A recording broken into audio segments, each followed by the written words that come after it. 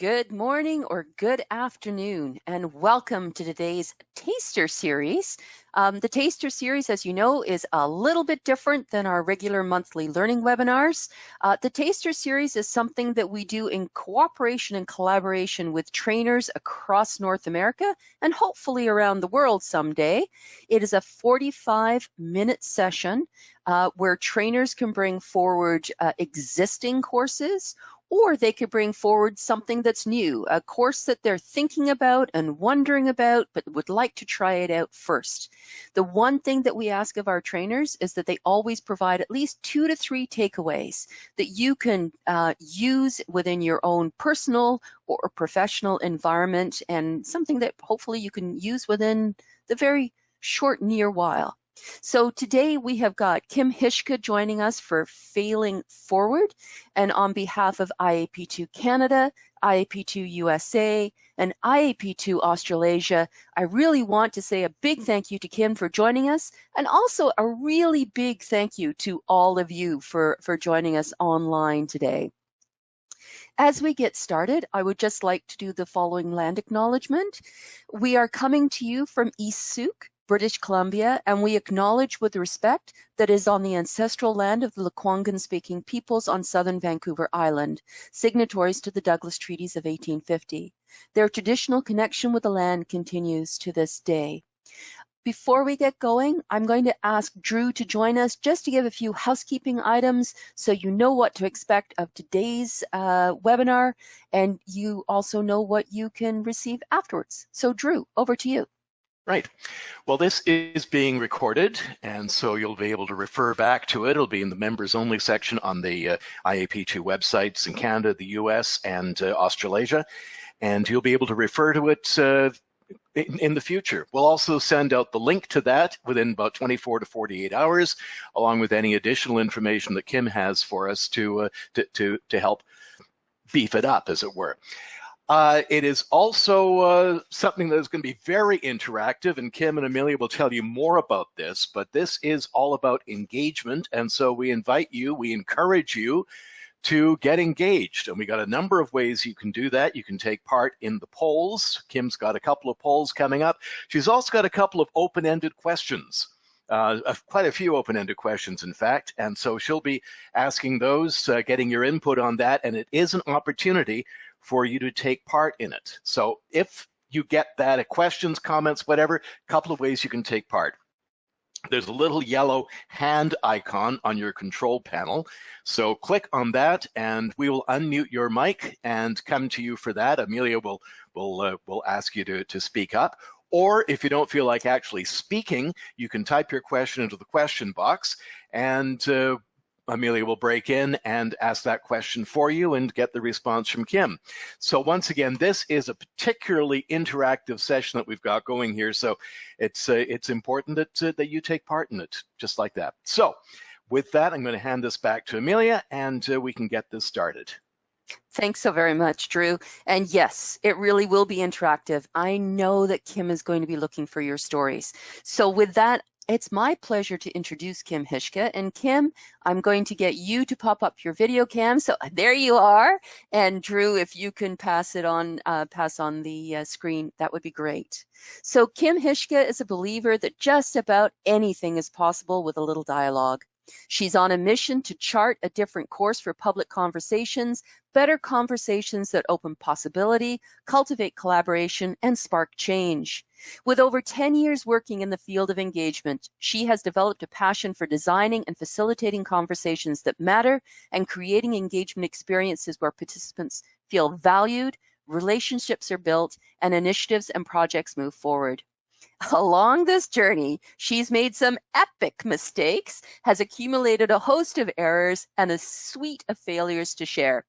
She'd like to believe this doesn't make her less than, but better for.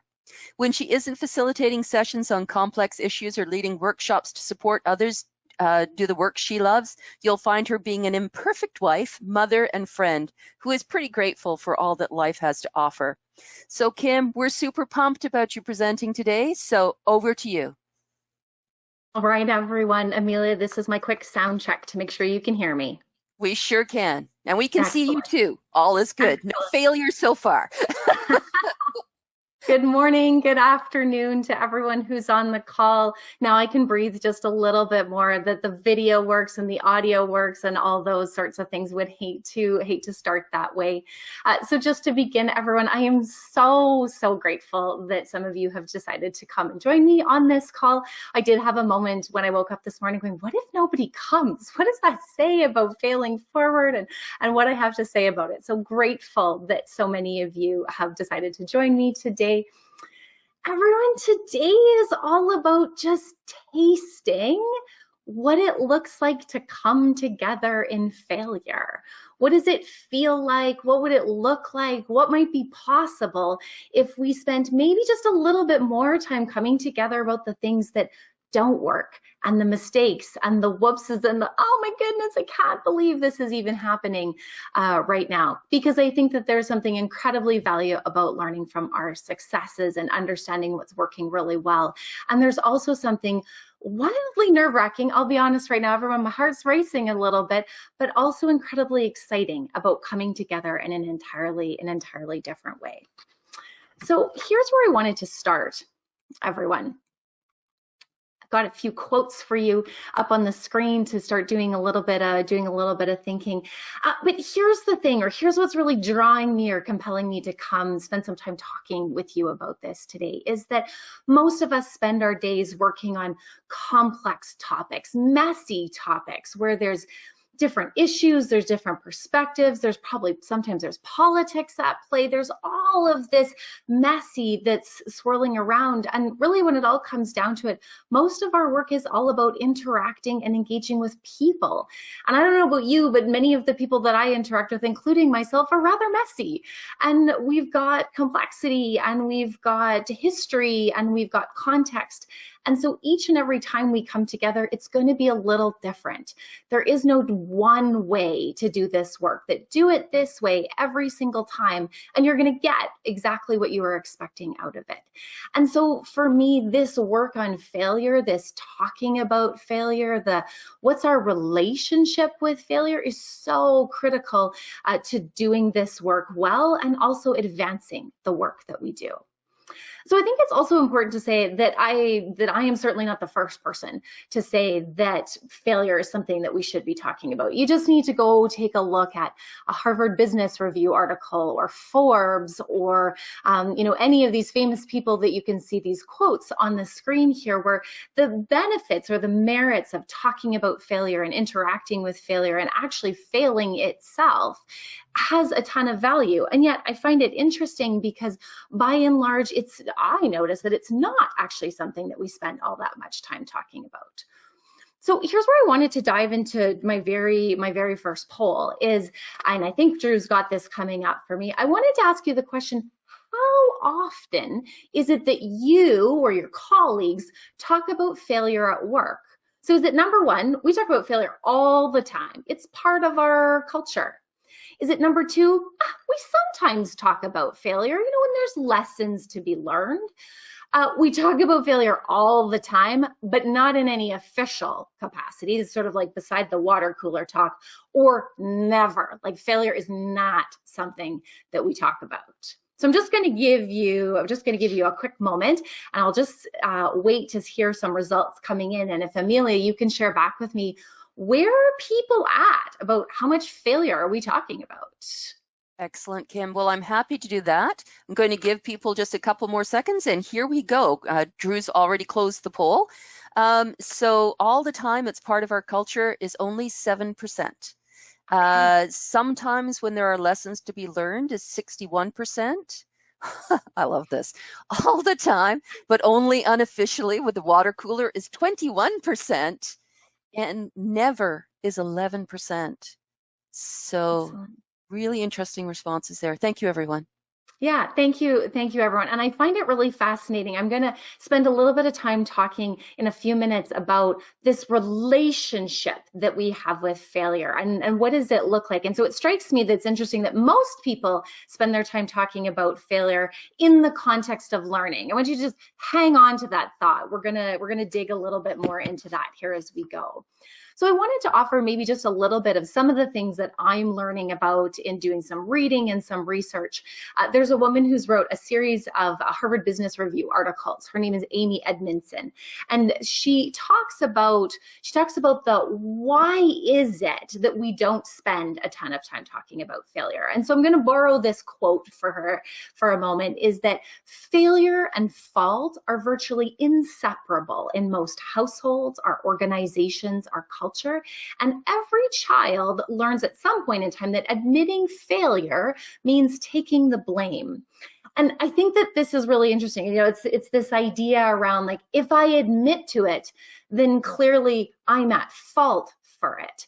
And those of you that might be familiar with Brené Brown's work, she does some talking about the connection between blame and then that second part that comes generally pretty quickly after the blame is the shame that's attached to it. And shame, as Brené Brown defines it, is that feeling of disconnection, that feeling of I'm not worthy, or that I'm not willing and or able to be loved. So not necessarily romantic love, but just in connection with other people who are around us, essentially believing that we're flawed. So it's not surprising then that when you sort of go down the pipe and come back up again, that it's something that we often don't want to talk about, because anyone who's had that feeling of shame maybe experienced what it was like to take the blame and own up to fault. It's not the most pleasant experience, and in general, not something that many of us are very comfortable with. So it's not surprising that I don't see a ton of, or I didn't see 98% of people talking about failure within their work cultures. So here's the couple of things, maybe just to give you an overview of where I thought we'd spend our time together today. We're going to talk a little bit, I'm going to dig into a moment here about what's our relationship with failure. We're going to tell a couple of failure stories.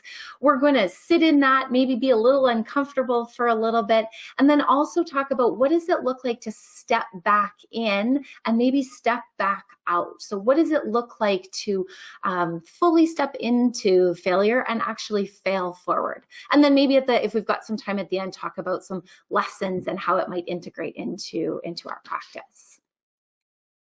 So I want to do maybe just a bit of a back and forth here. So not a poll question, but all of you, if you can get your fingers ready on your keyboards, I've got a couple of questions for you, maybe just to ground us and get us a little bit started on our conversation today. I wanted to talk just a bit about what are the first words that come to mind when you think of failure. So I've said the word failure, I've said epic mess, I've said when it all goes wrong. What are the first words that come to your mind? If you can type some of those in the question answer box, Amelia is going to read some of them out for us as they're coming in. I certainly am, and I'm pleased to say we've got all sorts coming in, so please keep those up. Just give me a second. So from Annie, a loss, a mistake, an accident. From Larry, also, it's a mistake. From Amy, a loss. You're hearing some very similar words resonating here. From Elizabeth, consequences. So failure, think about consequences. From Tracy, screwing up.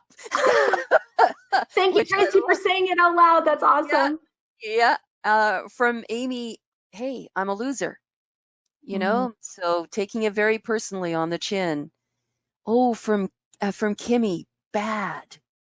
The word bad. So failure's bad. Right. From connecting Valerie, to that blame and shame that we were first talking about. Absolutely. From Valerie, messy, uncomfortable, difficult, unable. Awesome. From Kevin, error.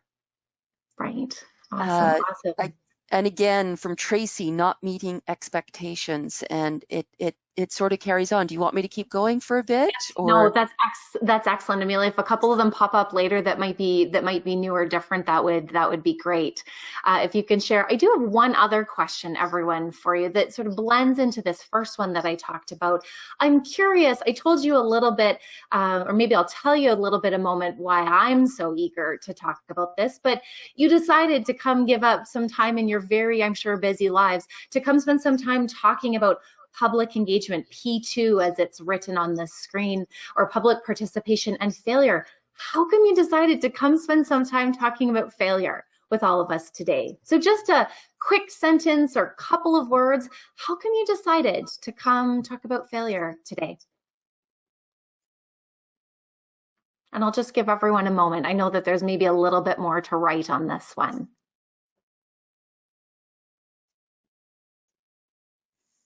So many people have responded to other words that come to mind. We've got about another 20 or 25. So Drew, I'm going to ask you to capture everyone's comments so we make sure we don't lose this. Maybe just while a couple of some of the ideas are coming in here, everyone, maybe I'll set the stage this way to tell you why I was really inspired, compelled, excited and terrified to come talk about this. Later in this call, you're going to hear me tell a story about a situation where everyone says, did I make a mess? And I was in a situation, it's related to engagement. And I'll be honest, right now, even thinking about it, if my neck hasn't gotten red yet, it's probably going to, because I made quite the mess. And I made quite the failure, and I would say I created some harm in a room, and I'm still working through what it was and what it is and what it means for me. And so this is something that is pretty near and dear to my heart. I think it has a huge ability to deepen and enrichen the work, or make richer the work that we're doing. And so I'm just curious to hear why other people might have come to the call today. Amelia, did we get any responses to come in? We sure did. We've got lots of responses. So I'm just going to go through as many as I can in the next couple of minutes. So I love failure. It's when I learn most, from Valerie. And from Carrie, to learn from others' experience. From Angie, to learn how to do things better, make people feel more comfortable and increase interest, awareness, and knowledge. From Brandy, because I failed and I don't want to feel alone anymore. You go, girl. Absolutely. Projects fail, but how do you deal with that? And how will it determine your success? From Elizabeth. From Kevin, showing vulnerability indicates that we acknowledge we can't possibly know everything. From Kimmy, failure is an opportunity to learn and improve for future.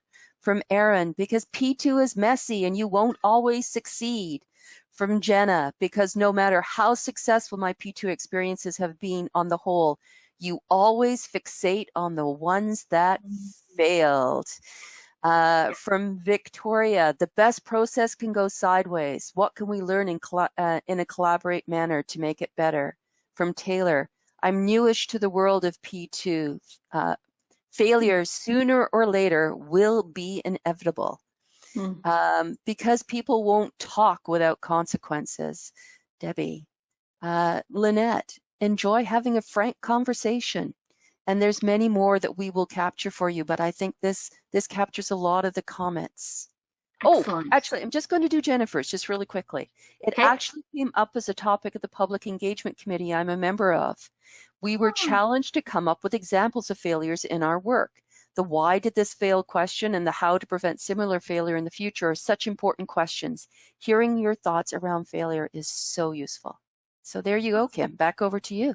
Excellent. Excellent. Thank you, everyone. And I really just want to say that I wildly appreciate your willingness to jump in and interact. When I'm imagining this session, it was always meant to be done as an in-person, very much a conversation. And so doing my best to adapt it to this online experience was a little bit challenging, but I appreciate the opportunity and so grateful that all of you are jumping to the chat box here and sharing back and forth. It makes it feel like I'm not just looking at a screen talking out into space. So one more question for you before maybe I give a little bit of content, maybe a little bit of reflection. I've got one more poll question for you.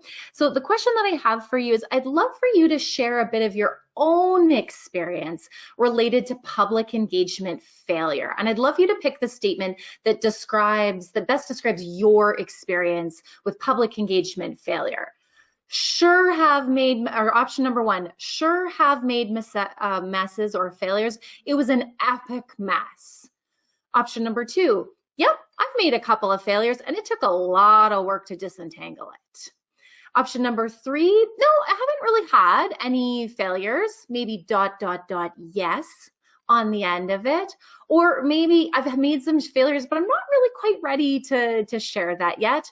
Or maybe I haven't described this quite right and you've got another way to share it. But I'm curious just to hear people's experience engaging, working with community, and how many things have gone wrong for you? Or have you had that sort of 1, 2, 3, 10, 25 failures along with it? So I'll just give you a minute to answer those poll questions.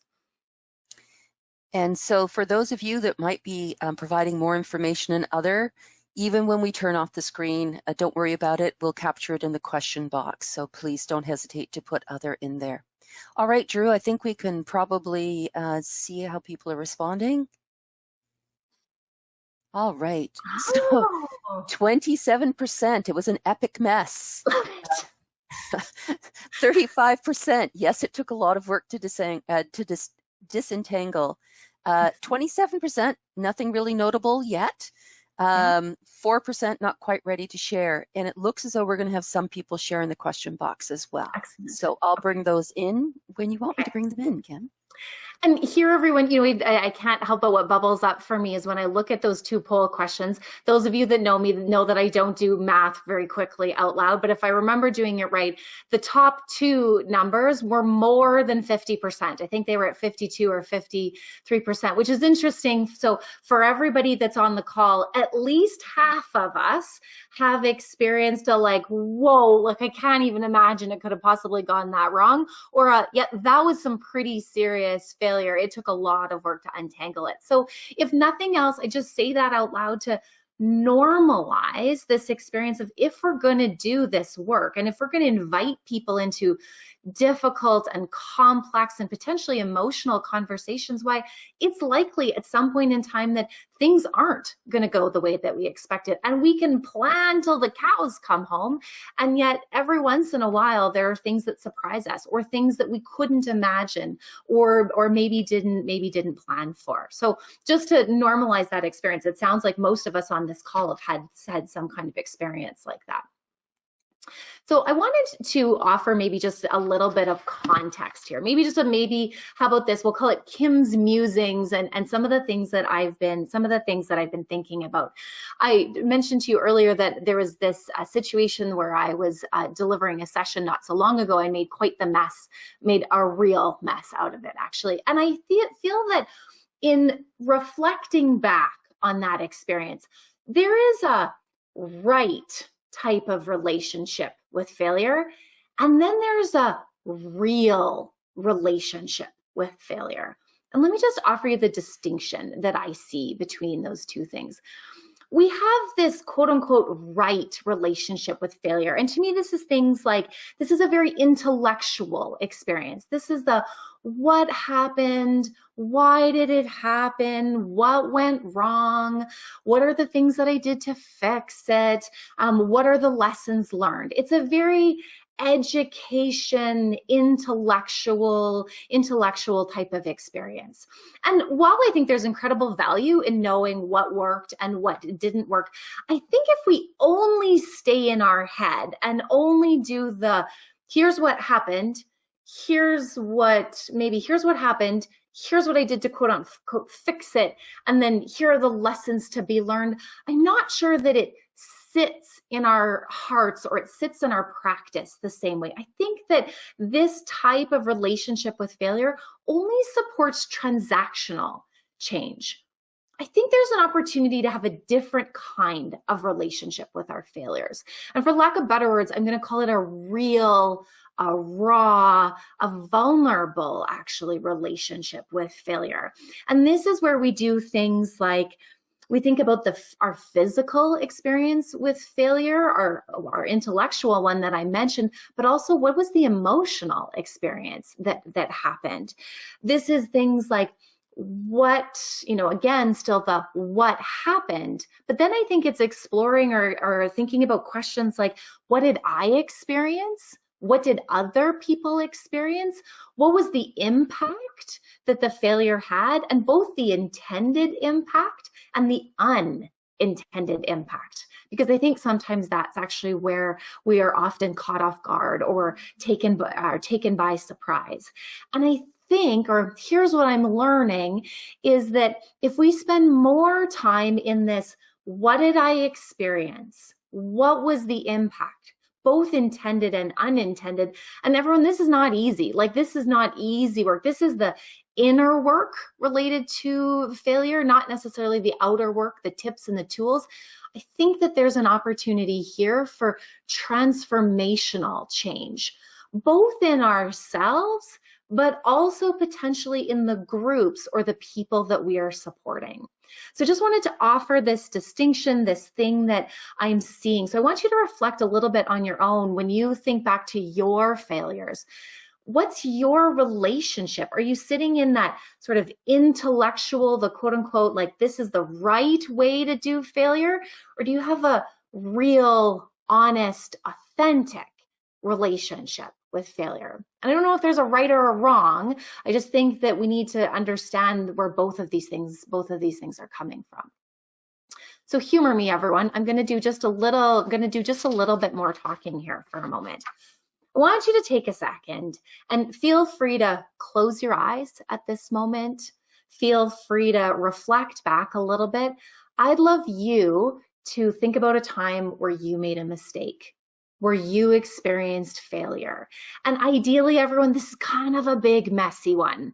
This isn't just oh, I forgot to book that appointment, or this didn't work out quite the way I expected. I'd love for this one to maybe have a little bit more of a long-lasting impact. And just reflect on that experience for a moment. And to yourself, if you've got some paper or if you've got a pen in front of you, just take a moment and answer these questions for yourself. What was the situation or context around this failure or around this experience? What happened? If you were just going to say it in a sentence or two to people about what happened, and then just think about, what did you experience as it was happening? What did you experience as sort of after the event happened? What I don't want you to do is resist the urge to write down or think about how you fixed it or why it happened. I just want you to sit in the experience for the moment.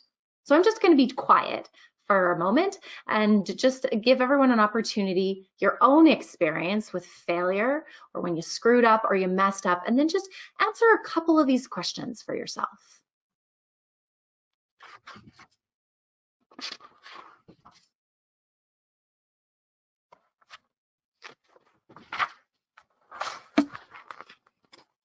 Just going to give you another moment or two.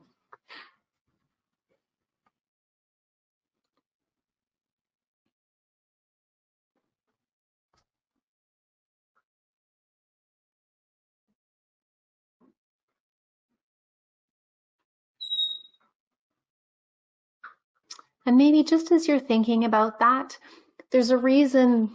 I think for me, it's really important to ask these kinds of questions, because I think that these kinds of questions, when we do our own reflection about failure and what we experience, supports us to be in that real, raw, authentic relationship, and then we don't jump too quickly to lessons learned or what we're walking away with. I think we lose some of the real opportunity if we jump too fast to the here's how we fixed it or here's what I know now.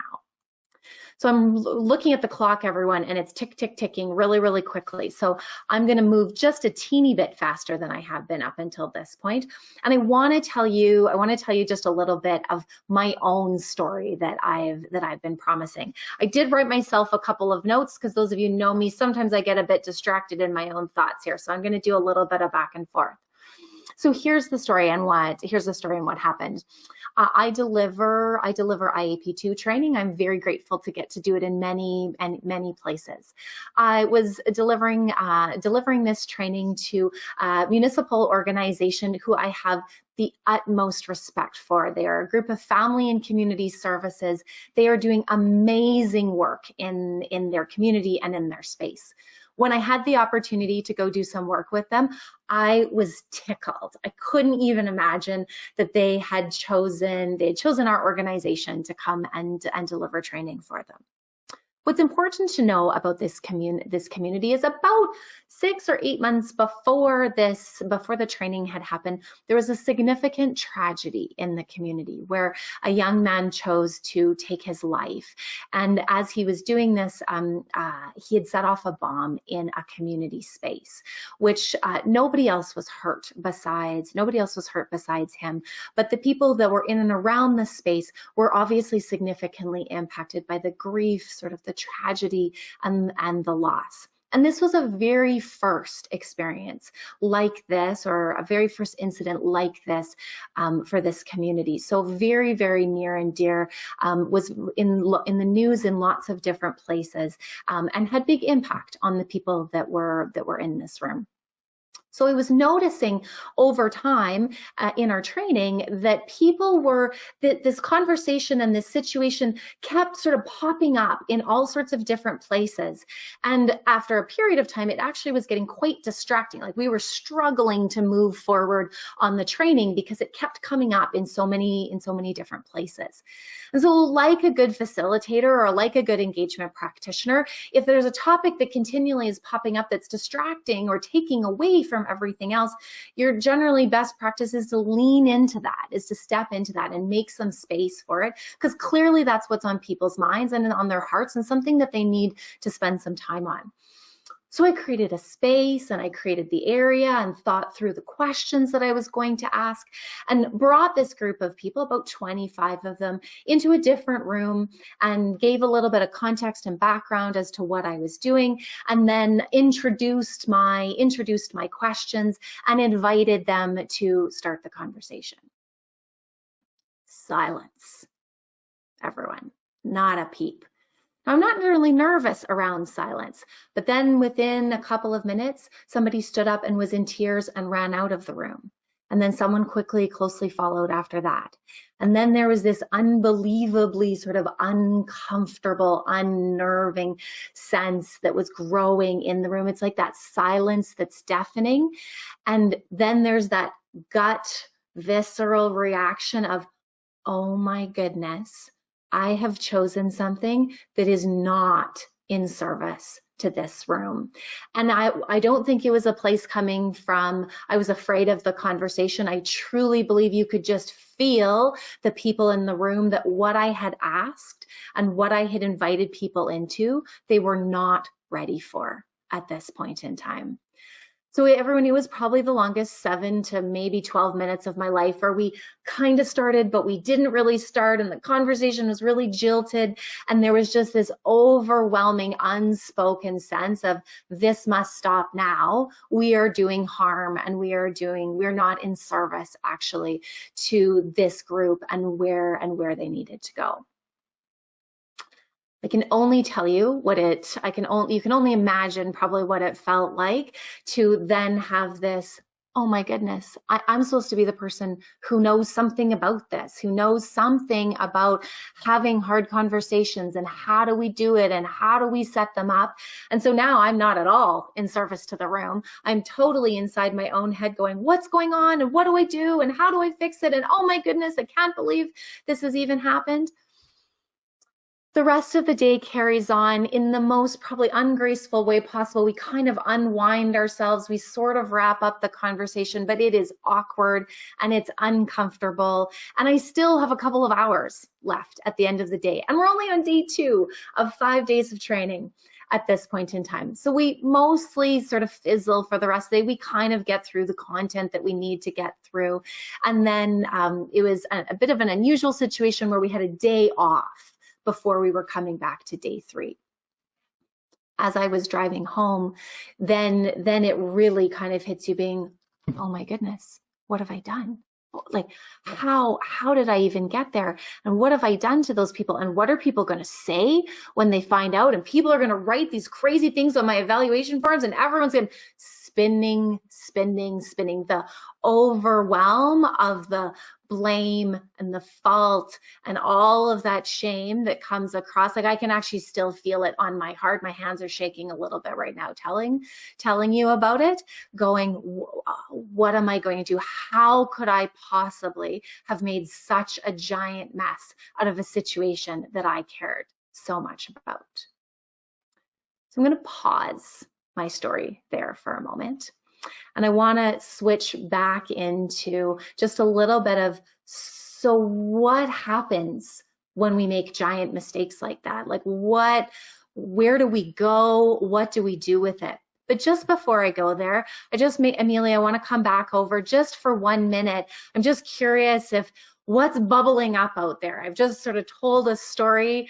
I've shared with you something that's happened to me. I'm just curious if there's anything bubbling up for people or sort of immediate thoughts, not so much a question or answer right now, everyone, just if there's anything that you want to say out loud. Amelia, I just want to turn it over to the Q&A box just for a moment. Yeah, we've had a couple of comments, Kim. So from Larry, I've had failures in the sense of facing sharp criticism in how I facilitated a meeting. So just a comment reflecting on his own experiences there.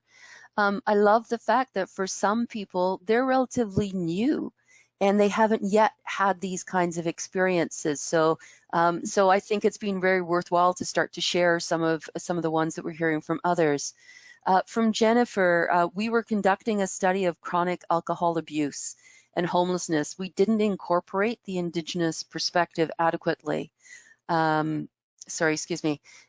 our engagement work at the outset of the project. It was personally disappointing and even professionally embarrassing at the time. We were able to address the issue later on in our consultation process, but only because of the help of Indigenous agencies that thankfully still gave us their time. From Tracy, it's so hard to get back on the horse once it's gone wrong. It's just like, whoa, I don't know about others, but as you were telling your story, my gut just dropped. And I'm thinking I was right back to some of the things that didn't go so well for me. So it all comes back when you talk about this. From Elizabeth, really thinking, how do we move past this failure? From Jenna, I worked on a project where we totally underestimated the public outrage related to an adjacent issue. And the level of the emotion at the first few meetings escalated to the point where I cried in public. Yeah. So, yeah, you're hearing the story.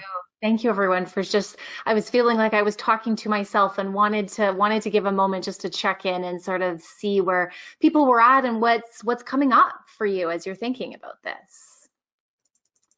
So everyone, I'm very cognizant of time, and so I'm going to, because Amelia is going to tell me right away I'm going to run out. So let me offer you just a bit of, how do I say this? I don't have a perfect solution, everyone, for how I think we recover or come out of failure, but I have done a lot of thinking about some key components that I think need to be at play or available to us in order to come out of a situation like what I've described, or maybe what many of you have experienced in the past. So a couple of things. I think one, this willingness to acknowledge what's happened. So no deflecting, no sending the blame somewhere else, no shaming other people. This is just taking a honest, reflective, what part did I have to play in what I've created here, and really just sort of accepting what's there and what impact we've had, both intended and unintended. I think there's also a component of being willing to sit in being uncomfortable. Back to that right versus real. I think that there's an opportunity if we're really comfortable talking about our failure, I don't know if we've gone deep enough yet. I don't know if we've really sat in where it really came from, or what triggered us, or how can we make those choices that we did. I think we need to, if we're comfortable and not sure we really got to the heart of it yet, I think we need to really sit in discomfort before you can come back out on the other side. I think the other thing that needs to be at play is really thinking and figuring out how do you step back in when you've made failure, and how are you going to address it. When I thought about how, and I'll finish telling you the story in a moment, how I came out on the other side and how I went back to this group that I had done harm to. But I spent a lot of time thinking about what could I apologize for? What did I have influence over? And what did I need to own up to? Because I think in any failure situation and any recovery, there's things we can apologize for, and there's things we need to own up to or take responsibility for, but those things are not necessarily the same. And so really having some clarity or reflection on what that looks like before we go and interact with people again is really important. And then the last one is this idea about I think the hardest part about the stepping back in is then staying in. I'm going to tell you in a couple of minutes about what it looked like to go stand in front of those 25 people and own up to and apologize for some of the things that I had done, but not make it about me.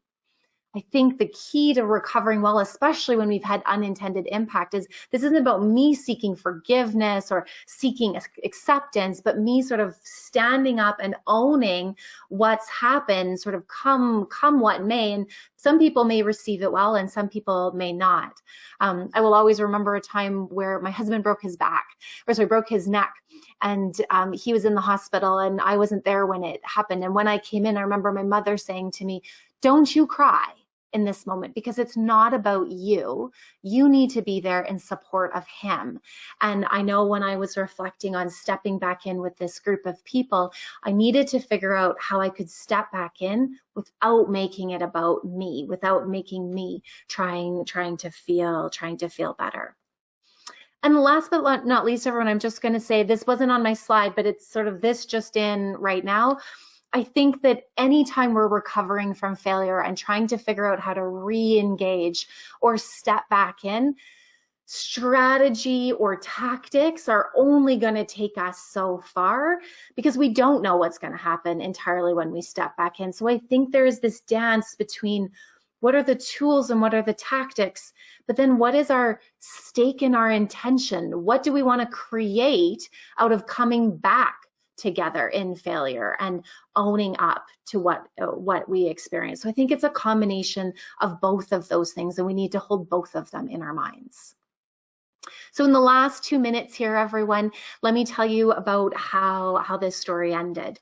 So I had a day off and I mostly didn't sleep for 2 days because I knew that I needed to come back to this group who I highly respected and I highly valued their work, and I needed to figure out how I was going to do that.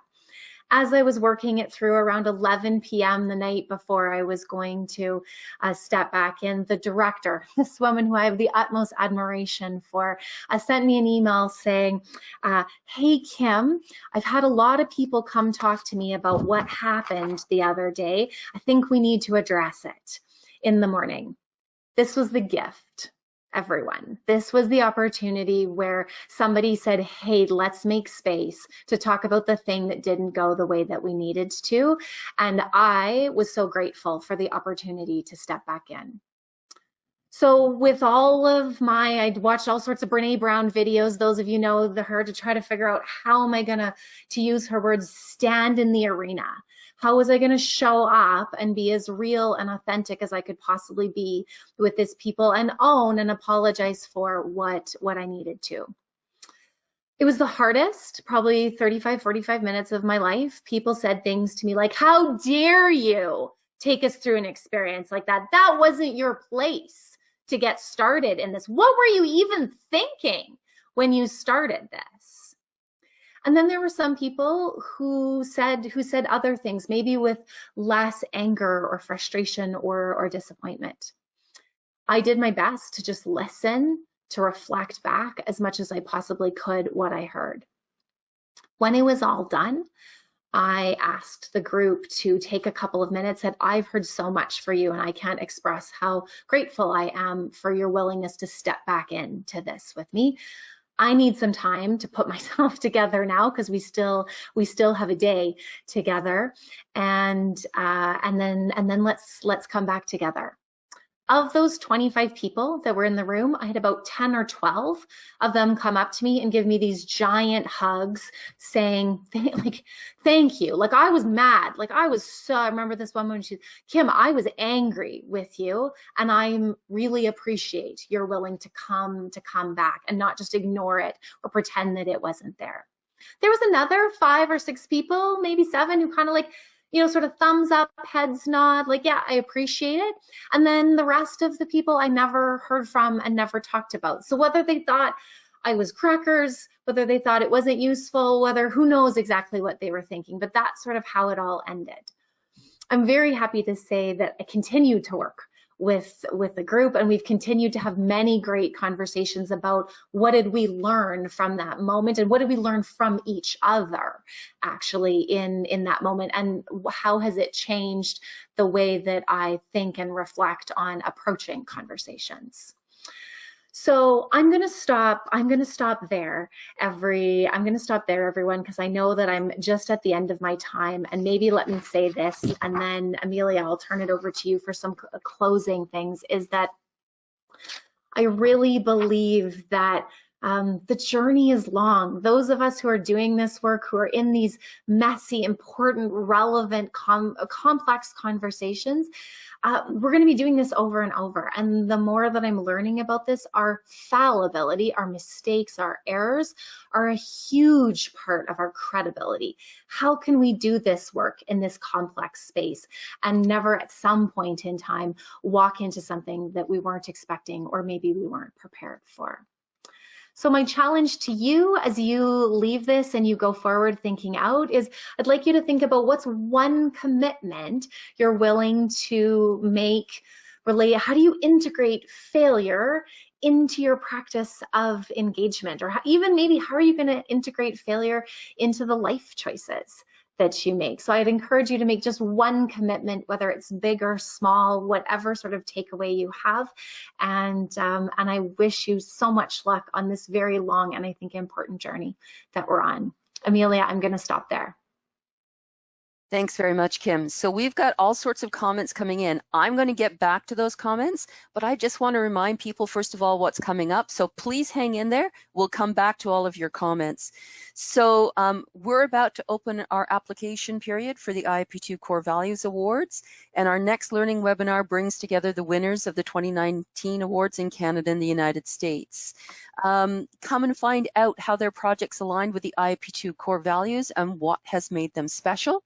And that's going to be on Tuesday, March the 17th at 11 a.m. Pacific. And really just reminding you to go to your region's website to sign up for that. Sorry, that's a weird interlude, given that we're talking about something which is so personal and so emotional, and I felt really odd about whether or not to do it there or then. So speaking about failure, some of these things you make split decisions on, so hopefully we're okay on that one. But I want to talk to you a little bit about what we've heard from some of the people on the call today.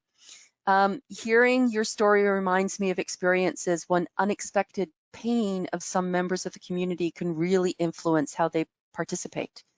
And it may be completely unattended, and you may see a switch in them. So thank you for that, Lily.